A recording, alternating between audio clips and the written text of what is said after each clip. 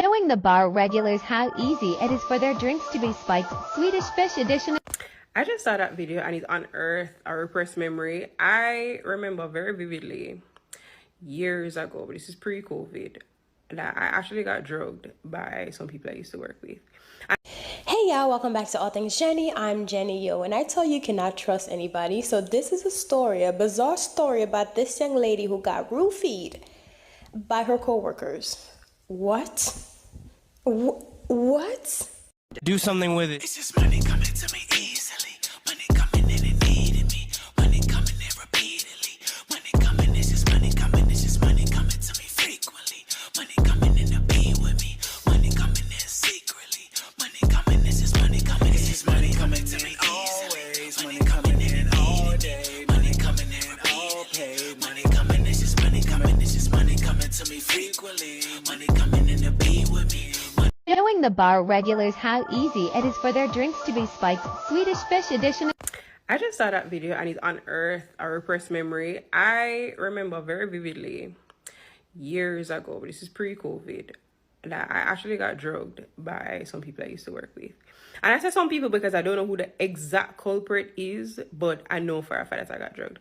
So I think I'm going to get my thoughts together and try to just make sure I can tell the story in like chronological order and come tell you guys about the time that I got drugged.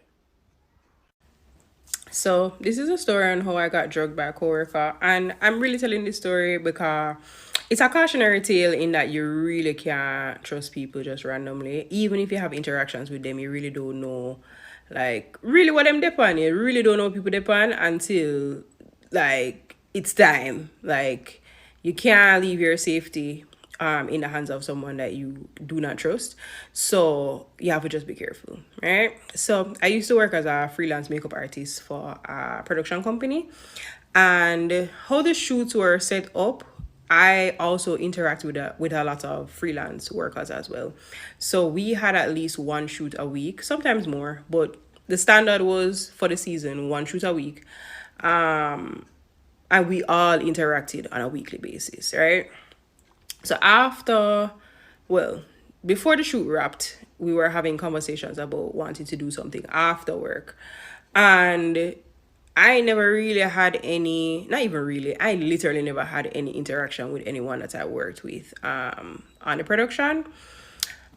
So it was like, all right, then, well, I mean, I don't really know them like that, but I'm not opposed to going somewhere with you guys. It's not that serious. Like, sure, so they're talking about what them can do.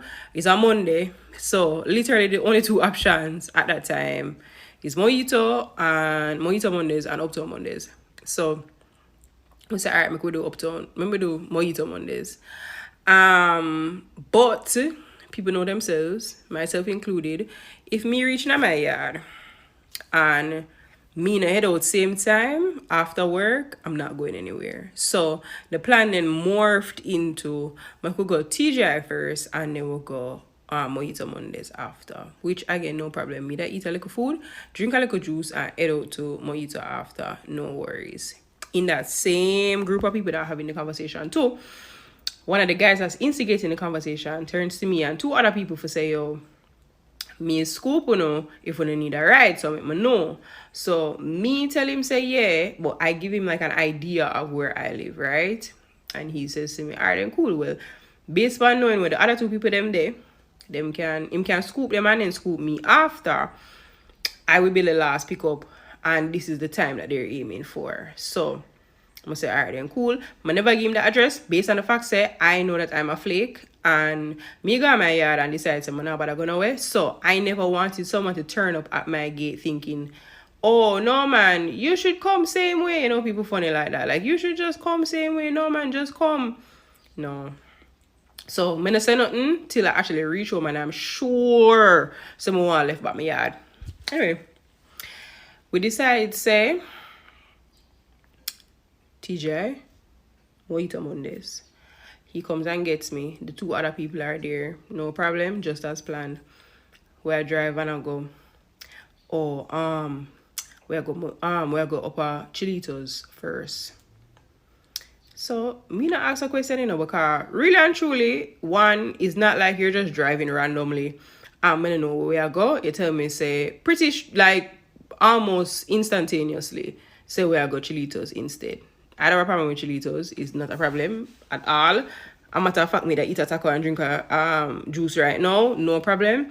But I also thought to myself, like, all right, well, I'm not really friends with these people, so maybe they are having side conversations on why they're changing the plans, and I am just not a part of that conversation because I don't talk with these people or talk to these people outside of work. Cool, it's fine. Go to Chilitos, get there, order the food, get the drinks, everything is cool.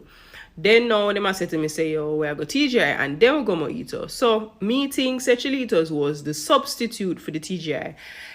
It was just an addition to the plan. Wasn't clear, still not a problem. I don't care. So some people met us at Chilitos, and then some people still went on to TGI. So we're meeting up now with the rest of the group at TGI, and then we're going to Mojito Mondays. Anyway, reach at TGI, add our next juice. Everything is all right. No worries, no problems. Also, for context, I'm not new to the road. I used to keep party. I used to be a promo girl for years. I used to be on the road when I shouldn't have been on the road. I used to list people for top floor. And of course, like, yeah, you go and you have a good time and whatever. But when building Buck, I was in there. Before that, I was in Asylum. Before that, I was in Pure Plush. Before that, like, I was just always on the road. Like, and I drink alcohol. So a money mix don't scare me. A Magnum does not scare me. Mixed alcohol on one night, so like moving from one alcohol to the next is not uncommon for me. Right? Cool. So second drink at TGI, I did not finish the drink because by the time we linked up, got together, and we're moving from TGI now to finally Mojito. By the time I reached the gate, I'm Mojito, them tell me, so me can't walk in there with my to-go cup. So I leave that cup at the gate. No worries. Cool. I reached to Mojito now.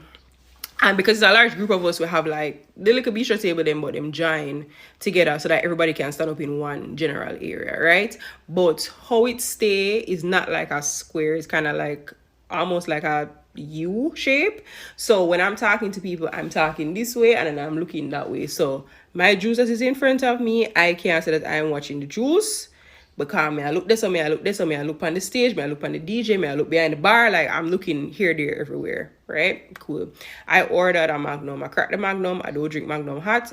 I need a cup of ice. So I have the Magnum one side and a cup of ice beside it. Pour off the Magnum and cool. And drinking the Magnum. Everything is cool. I am sipping the Magnum. And this is still early juggling. So it's not like the party even really started like that. And I just feel weird, right?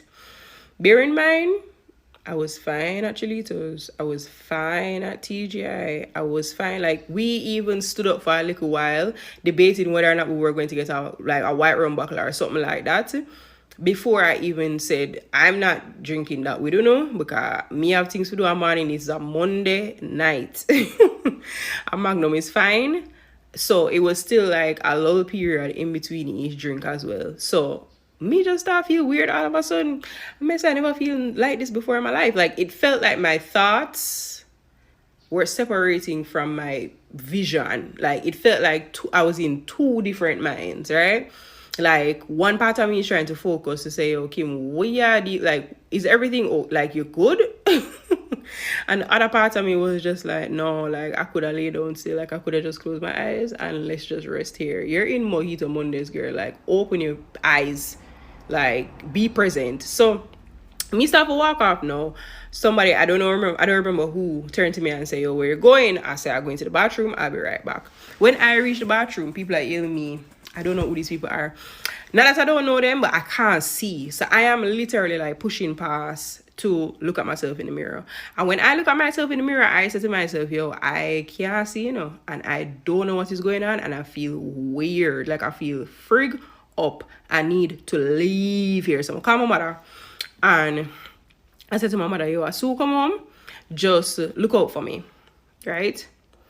And I wave my mind and say, yo, my mother could have picked me up still, because all me manage to leave myself careless in this situation. But I call a friend. I call my friend to see if she's nearby. If she's not nearby, then I'm gonna call my mother and tell my mother, yo, come for me now. My friend end up say, oh yeah, I'm actually on Constant Spring Road, you know. I say, yo, swing for me around my mojito by the front gate. I am coming out right now. I'm actually going to stay on the phone, and when you reach out to the gate, stop right by the gate right there, so, and don't move. I'm coming out right there. And I stood up in that bathroom looking in that mirror and say, yo, I don't have much longer because I'm actually like fading away. Like, I don't recognize myself. I can barely get it together. And I literally, with my friend said to me, say, yo, I'm by the gate, you know. Bear in mind, she don't understand what's going on. She just feels like I need to leave for whatever reason. I too have no context with what's going on. I just know I feel weird, and she's here to get me. So when she said she out by the gate, you know, I literally speed walk back through that gate. I don't say nothing to these people that I came with. I speed walk straight to that car.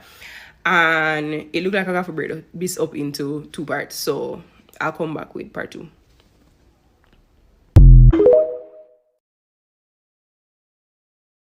So just to touch up on part 1 of what she was saying, because it was kind of hard for me to understand what she was saying, but I got most of it. So I don't know how many people did not understand everything, because she speak with a Jamaican accent. So anyways, so basically what she's saying is that she was a makeup artist, or she is a makeup artist who worked with other makeup artists, and one day they decided to go and have mojito at Taco Tuesday or Taco Monday, and it was like Mojito Monday. I think it was Mojito Monday. So she decided to go with them, but it was on a Monday. She agreed. While she's getting ready, they ended up changing plans. But the thing is, she's not cool with these people like that. She worked with them. So when they ended up changing plans, she just assumed that, you know, they talk amongst each other, but then told her she thought it was change of plan, but it was just added to the plan. So they were supposed to go to TGI Friday first to get food and then go to Mojito Monday. But they ended up saying they were going to go somewhere else, I think Tito's or something. So they went to Tito's first. So she agreed. They went to Tito's first, and then they went to the other place to have food, and then they went to the place to go and have drinks. So while she got there, they're all having fun. They're sitting at a U-shaped table, and she's like in the middle. So she's kind of looking everywhere to talk with everybody, looking left, looking right, looking up, looking down, whatever. And it's, you know, loud, just like a regular Monday that is like Taco Tuesday or Mojito Monday. It's packed, everybody's there. So they're all drinking, and she requested for what was the name of the drink? Something with ice. So she got the drink, and she also got a cup of ice next to it. And while she's talking, she didn't realize what happened, but she had a few of her drink, a couple of drinks, and then she started feeling weird. Then she ended up, you know, deciding to go to the bathroom, and one of them was like, oh, where are you going? But she's feeling like real weird, like, you know, her thoughts and her vision are not matching. So she's thinking, and then she's looking. It's almost like an out-of-body experience. I've never experienced it, God forbid. I never experienced it, so I don't know how it feels. If you've ever been roofied, let me know. I hope that's not the case, but you know, she was feeling weird, so she ended up reaching out to her friend. She said she wanted to call her mom, but of course she didn't want to get her mom involved. So she tested her first option first, which is her friend. So she reached out to the friend, and she told the friend to meet her at the front gate. Just pull up at the front gate and let her know that she's there and she's gonna come. And at this point, she's starting to feel a little more out of it, you know, because she's now in the bathroom and she literally cannot see, is what she's saying. She cannot see, so she's waiting on her friend to come and pick her up at the gate, and her friend finally made it to the gate. So let's get to part 2. So this is part 2 on how I got roofied or drugged by my former coworker. I was trying to record it, but I don't know what happened and the footage just disappeared. So let me go again. So to recap, after work with my coworkers, I had said that I don't really interact with them. What I mean by that is I don't text them or call them one away. So I will speak to them at work, and we speak about more than just work, like, oh, what you did on, what you did this weekend, or whatever. Like, if you have kids or you have a family or you're married or you're not, like, we would know that basic information. But like special interests and like deeper conversations we would not have, because again, I'm not call you, I'm not text you, and vice versa. So it's very surface level in terms of how we interact as co-workers once a week. So we'll go Chilitos, we'll go TGI, and we're at Mojito Mondays now. I had one drink at Chilitos, a little bit more than half after TGI. I wanted to carry the drink into Mojito Mondays. Them tell me no, so I end up buying a Magnum at Mojito Mondays. I take a couple sips of the Magnum and me I say something is afoot because this is not right. Like I don't feel like myself, and I of course I've been drunk before, so I know what that feel like. It not take 3 juice for me drunk like that. Where I feel like I am levitating out of my body. This don't make no sense. So I go to the bathroom, I'm looking at myself, and I say, yo, fight or flight, make a decision right now, because if you don't, something I go do you. And call my mother, call my friend will come for me, jump in the car, speed off, right? I reach to my yard, because bear in mind, me no remember the ride got my yard. Granted, I'm not far from my house. It would have been like 15 minute stops, but I don't remember it at all, right? I get to my gate and I throw up. No, may not be weird for some people, may not be strange at all, but out by Maiden Key all day, taking shots of tequila, no worries. In building, drinking street vibes, right through, no problem. Money mixing fiction, no problem at all. So, I never threw up all along. I've literally never thrown up from alcohol in my entire life. I may go from my 13, and is now, after going to the 2 places that I go to all the time, just randomly feeling like I'm not going to make it. This don't make no sense. So, again, now, this is like red flag number 2. First red flag was, I can't see. Second red flag was, I can't actually even like fight the feeling to not just close my eyes and sleep right here. Like just curl up and sleep right here. Third was the throw up, because what? Never in my life. A matter of fact, me vomiting make me want to vomit. If I see somebody vomit, me want to vomit. But also I'll hold it, because if I vomit once and see myself vomit, I'm going to vomit again. I can't take it. I cannot deal with it. I can count on one hand how much time I ever vomit in my life. Hookah makes me physically sick. Like if I smoke hookah, it's done for me. Not that I feel like high or anything like that. I just can't stomach the fragrance. Alcohol is not my problem. So I say, no man, this really I get out of control. But at that point, I'm so exhausted, and like literally I have nothing left in me. I get into my house. I remember say, my mother was looking out for me at the time. I don't remember if she actually helped me or if she just opened the grill. Me no remember. Chances are she'll see this TikTok too. But I get into the bed. I don't take off the clothes. I don't even take off the shoes. I don't even think I took off the handbag from under my arm. I just melt into that bed, and I slept for hours. And like typically I'm a long sleeper, but like when I tell you say I couldn't open my eyes. Like I literally could not open my eyes. I was out. And like if you go out back in the day and you really like, especially like if you go like a Maiden Key party, when you sleep, when your head hit that pillow, you know that you're out, right? But not in this. It's like I felt heavy. So I literally had nothing to compare it to. I was out for the count. Wake up, pounding headache, dying, like hungover, but also like feeling ill. Not a upset stomach, not like I can't really eat anything because I feel like upset and I feel like I like a headache. I felt like I was literally down with like the flu. Like I felt mash up. So luckily I never have no work that day, so I'm recovering. I want to say that it took me from like maybe to like the Thursday to fully recover to how I was like mashed down. Wake up, first thing I'm looking for is the phone. Like I remember say, I never link these people to say I'm gone. I said I'm gone to the bathroom.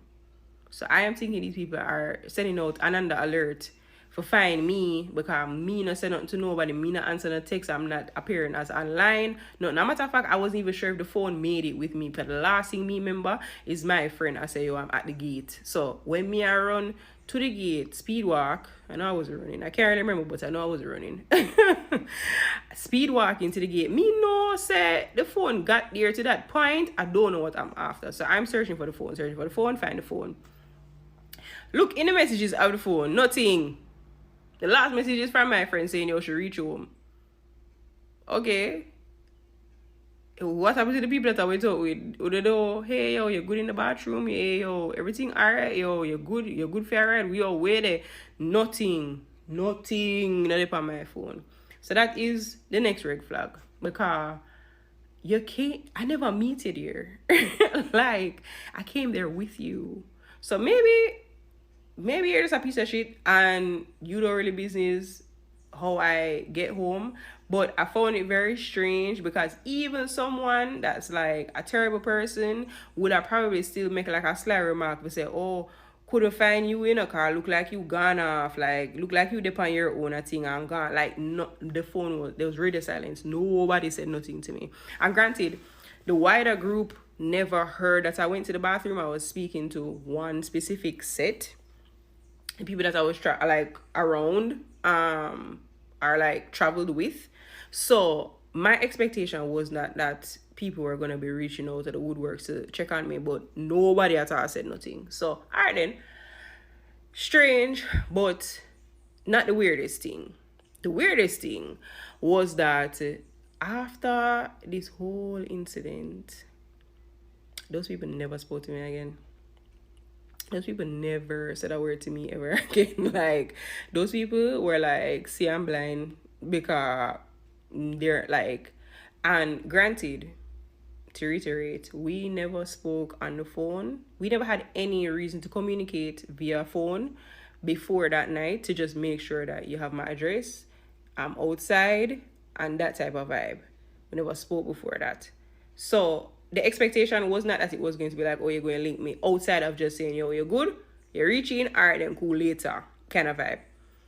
Those people in person, at work, never even made eye contact with me again. Particularly people that I traveled with per location. So all I can deduce is that you thought you thought you were going to get through. You had a plan. You executed the plan. And the plan never worked because I did. And I feel 100% certain that that's what happened, because I have never felt like that before.